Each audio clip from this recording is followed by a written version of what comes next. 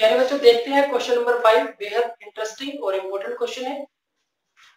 Question में कहा गया है कि आकृति 6.32 में यदि ABCD के समानांतर है और ABCD के समानांतर है और कोण APQ 50 डिग्री है, APQ 50 डिग्री है, कोण PRD 127 डिग्री है, कोण PRD 127 डिग्री है, तो x और y का मान ज्ञात करो। तो हमें क्या करना है, x और y का मान ज्ञात करना है। तो हल के लिए पहले तो हम वो लिख लेते हैं जो दिया हुआ है। क्या दिया हुआ है कि AB समानांतर है CD के, यानी कि कहीं ना कहीं यूज करना पड़ेगा। और क्या, कोण APQ इसका मान दे रखा है 50 डिग्री और कोण PRD इसका मान है 127 डिग्री। तो हमें x और y का मान ज्ञात करना है। तो हमें क्या करना है, x और y का मान ज्ञात करना है। अब प्यारे बच्चों देखो, यहाँ पे ये 127 डिग्री और ये जो कोण है, ये दोनों कोण मिलके एक रेखीय युग्म बना रहे हैं, यानी कि इन दोनों का जोड़ 180 डिग्री होना चाहिए। तो हम लिख सकते हैं कि कोण कौन सा बनेगा, देखो PRQ, कोण PRQ प्लस कोण PRD बराबर 180 डिग्री। PRQ प्लस PRD यानी कि इन दोनों कोणों का जोड़ 180 डिग्री हो जाएगा। तो 180 डिग्री किस बेस पे हुआ, रैखिक युग्म, रैखिक युग्म।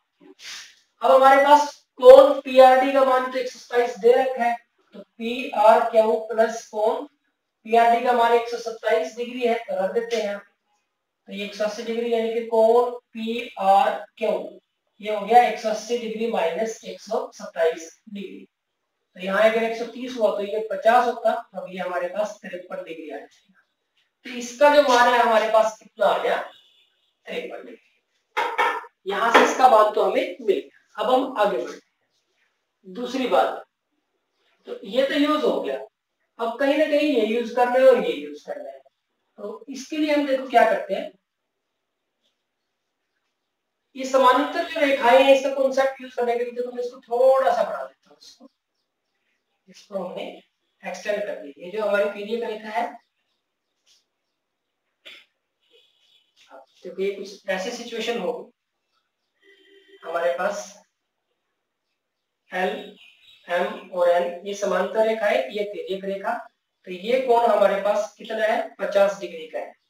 तो ये जो कोण 50 डिग्री है, क्योंकि ये समांतर रेखा है तो ये कोण भी हमारा कितना होगा, 50 डिग्री का होगा। कैसे, एकांतर अंतःकोण। तो यहाँ पे देखो, ये कोण यहाँ पे है और ये दोनों हमारे पास बराबर हो गए।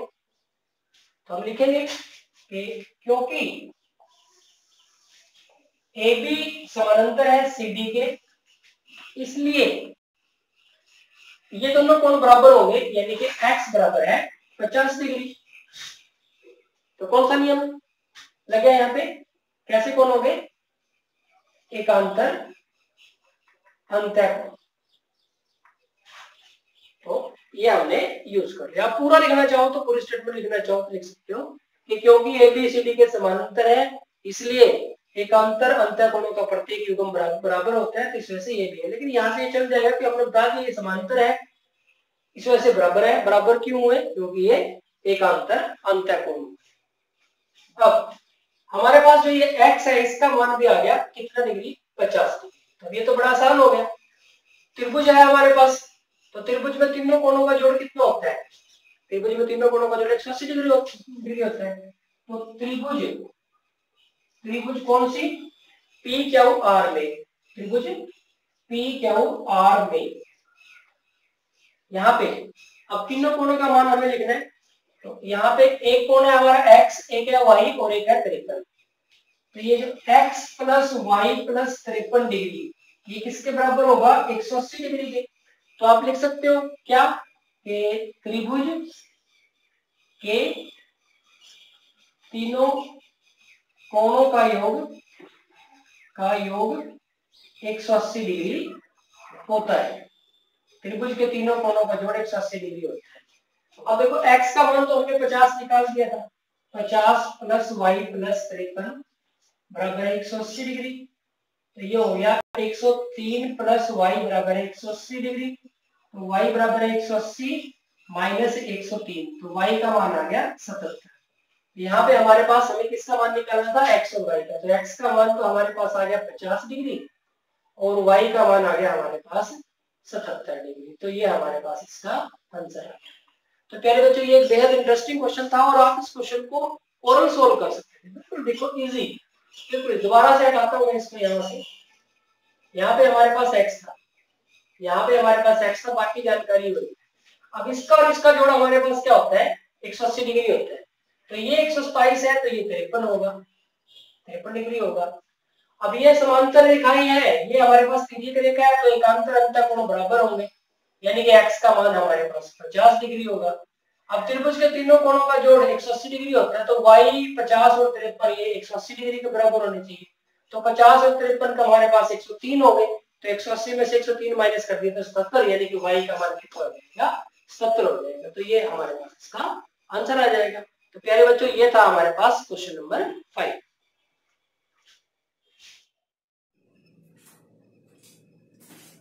प्यारे बच्चों देखते हैं क्वेश्चन नंबर 6 एक्सरसाइज 6.2। और क्वेश्चन नंबर 6 में कहा गया है कि आकृति 6.33 में पी क्यू और आर एस दो दर्पण हैं, यानी कि जो मिरर है, जो एक दूसरे के समानांतर रखे गए हैं। तो ये हमारे पास पी क्यू दर्पण है और ये आर एस है, जो एक दूसरे के समानांतर रखे हैं। तो यहाँ पे हमारे पास क्या है, पी क्यू समानांतर है आर एस की।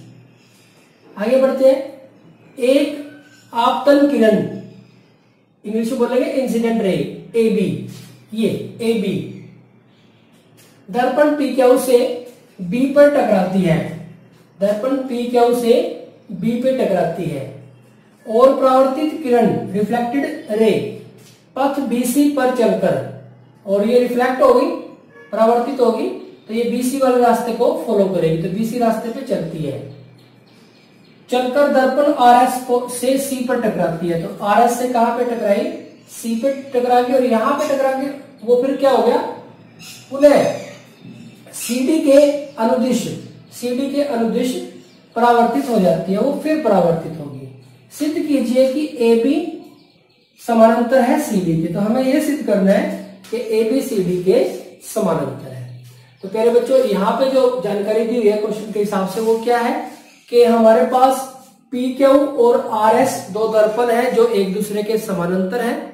दूसरी बात, एक किरण है ए बी जो पी क्यू दर्पण से बिंदु बी से टकरा के और परावर्तित होगी और बीसी के रास्ते पे चली, और फिर ये सी पे टकरा के और सी डी के अनुदिश चली। तो हमें यह सिद्ध करना है कि जो ए बी है वो सी डी के समानांतर है, ए बी सी डी के समानांतर है। अब देखो ए बी सी डी के समानांतर है, इसको सिद्ध करने के लिए देखो अब यहां से आप ध्यान से देखो कि अगर मैं इसको यहां से कुछ ऐसे कर दूं, आगे बढ़ा दिया मैंने इसको, और मैंने इसको भी थोड़ा सा आगे बढ़ा दिया, इस तरह से कर दिया कुछ। अब आप देखें, एक तो हमारे पास ए बी रेखा है और एक हमारे पास सी डी रेखा है। तो ए बी रेखा और सी डी रेखा, अगर मैं ये वाला कोण, और ये हमारे पास तिर्यक रेखा होगी,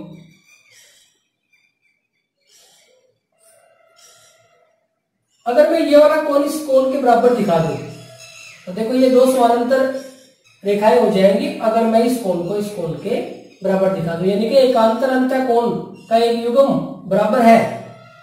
अगर एकांतर अंतःकोणों का एक युग्म बराबर है तो रेखाएं कैसी होंगी, समानांतर होंगी।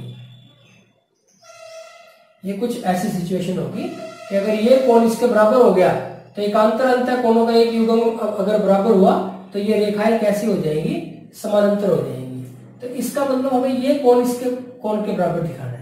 अब ये कोण क्या बनेगा, ए बी सी, तो कोण ए बी सी ये हमें बराबर दिखाना है कोण बी सी डी के, तो कोण बी सी डी के। तो प्यारे बच्चों हमें ये, अगर हम यहां पहुंच जाते हैं तो हम लिख देंगे जो हमारा परिमेय है उसके हिसाब से हम लिख देंगे कि क्योंकि एकांतर अंतःकोणों का एक युग्म बराबर है, इसलिए जो रेखाएं हैं ये वो कैसी हैं, समानांतर है। तो इस बेस पे हम लिख देंगे। तो यहां तक हमें पहुंचना है। अब आप देखेंगे तो यहां से हम क्या करते हैं कि यहां लंब ड्रॉ कर देते हैं पी क्यू पे।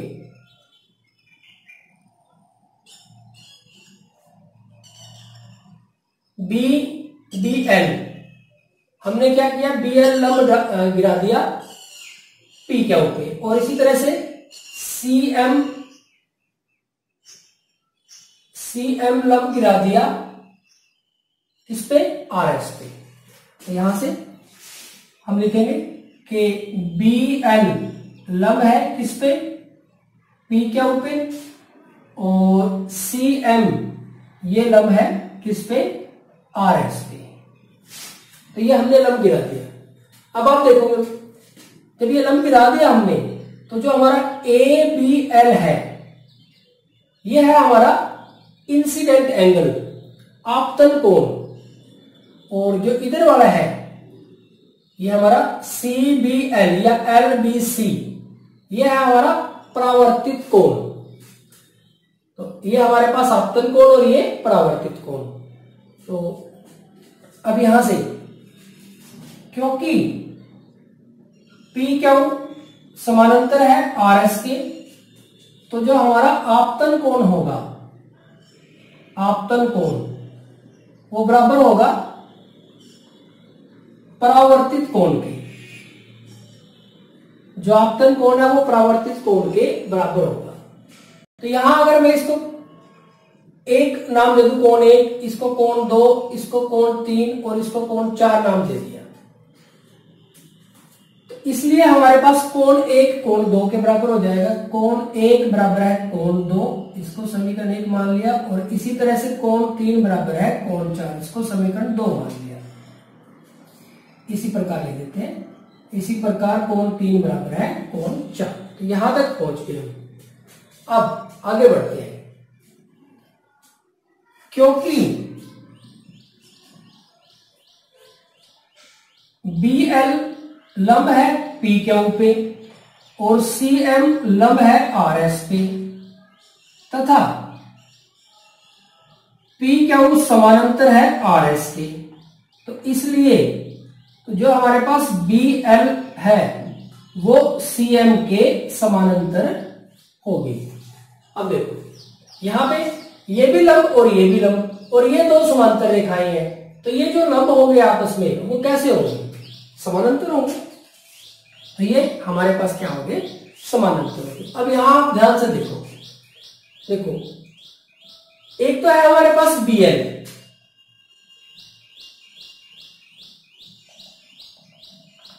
ये सिर्फ आपको, ये जो डॉटेड लाइनें लगा रहा हूं ये सिर्फ आपके अंडरस्टैंडिंग के लिए लगा रहा हूं। अब देखो बी एल और सी एम दो समानांतर रेखाएं हैं, और ये हमारे पास तिर्यक रेखा है। तो दो समांतर रेखाएं हैं, तो एकांतर अंतःकोणों का प्रत्येक युग्म बराबर होगा, यानी कि कोण दो और कोण तीन बराबर होंगे। तो हम लिख सकते हैं कि कोण दो बराबर है कोण तीन। तो ये हमारे पास समीकरण तीन होगा। किस बेस पे, एकांतर अंतःकोण। तो ये कोण तीन आ गया हमारे पास। अब देखो आगे बढ़ते हैं।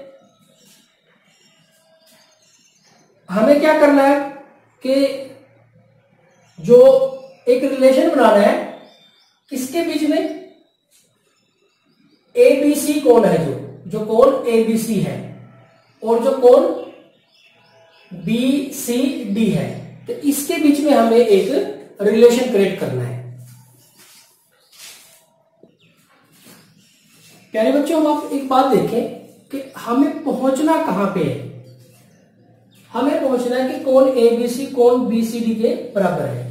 यहां पे पहुंचने से हम अपने आंसर के पास पहुंच जाएंगे। तो अब आप देखें कि कोण एबीसी एक्चुअल में है क्या। कोण एबीसी, कोण एबीसी हमारे पास कोण एबीसी, तो ये वाला कोण है, ये पूरा तो इसमें कोण 1 भी है और कोण 2 भी है, तो हम इसको लिख सकते हैं कि ये कोण 1 जमा कोण 2 के बराबर है। तो समीकरण 1 2 3 हो चुके हैं, तो इसको हम समीकरण 4 लिख देते हैं। ठीक इसी प्रकार हमारे पास कोण BCD है, तो चलो इसको पहले सॉल्व कर लेते हैं। तो ये हमारा कंक्लूजन निकला है, तो इस तक पहुंच रहे हैं हमें। तो कोण ABC, कोण 1 और कोण 2 बराबर है, कोण 1 और कोण 2 बराबर है, तो कोण 1 की जगह पे भी मैं कोण 2 लिख सकता हूं, यानी कि हमारे पास कोण ABC किसके बराबर आ गया, 2 कोण 2 के।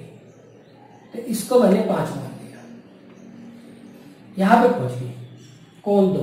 इसी तरह से कोण 3 बनाएंगे और फिर उनको बराबर रखेंगे। इसी तरह से आप देखें कि कोण BCD, कोण BCD ये किसके बराबर है, कोण 3 और कोण 4 के बराबर है, तो ये हमने समीकरण 6 मान लिया। अब कोण BCD, कोण 3 तो है ही हमारे पास, कोण 3 और कोण 4 बराबर थे, तो 4 की जगह पे भी क्या लिख दिया, कोण 3 लिख दिया। ऐसा क्यों किया अभी बताते हैं। तो कोण BCD ये 2 कोण 3 हो गए। अब आप देखिए 2 कोण 3 हो गए, यहां पे आए तो कोण 2 और कोण 3 बराबर है, ये हमारे पास समीकरण 7 लिख दे अगर आप लिखना चाहते हैं। अब देखो क्योंकि कोण 2 बराबर है कोण 3 के, समीकरण 3 से, समीकरण 3 से, समीकरण 3 से, तो इसलिए 2 कोण 2 और 2 कोण 3 ये भी बराबर होंगे। 2 से गुणा कर दिया, 2 से अपने दोनों साइड पे गुणा कर दिया। अब देखो ये बन गया, ये बन गया, यानी कि ये किसके बराबर है, कोण ABC के, और ये किसके बराबर है, कोण BCD के। तो कोण ABCD, सॉरी कोण ABC और कोण BCD ये बराबर होंगे हमारे पास। अब देखो कोण ABC और कोण BCD ये हमारे पास बराबर हो गए, और ये रेखाएं कैसी थी, ये हमारे पास जो रेखाएं थी, देखो कोण ABC और कोण BCD ये बराबर हो गए। अब ये तो हमारे पास रेखाएं हैं और BC एक तिर्यक रेखा है और एकांतर अंतः कोण आपस में बराबर हो गए, तो इसका मतलब क्या हो गया, हमारे पास ये दोनों रेखाएं आपस में कैसी होगी, समांतर होगी। अब यहां से ये क्या हो गया, अब यहां से इसको इस जगह से हटा देता हूं मैं। ये किस नियम पे हुआ था, एकांतर अंतः कोण, यहां लिख दिया मैंने इसको। अब देखो ये दोनों कोण बराबर हो गए। अब देखो कि यहां पे हमारे पास BC है, एक तिर्यक रेखा है तथा एकांतर अंतः कोण बराबर है।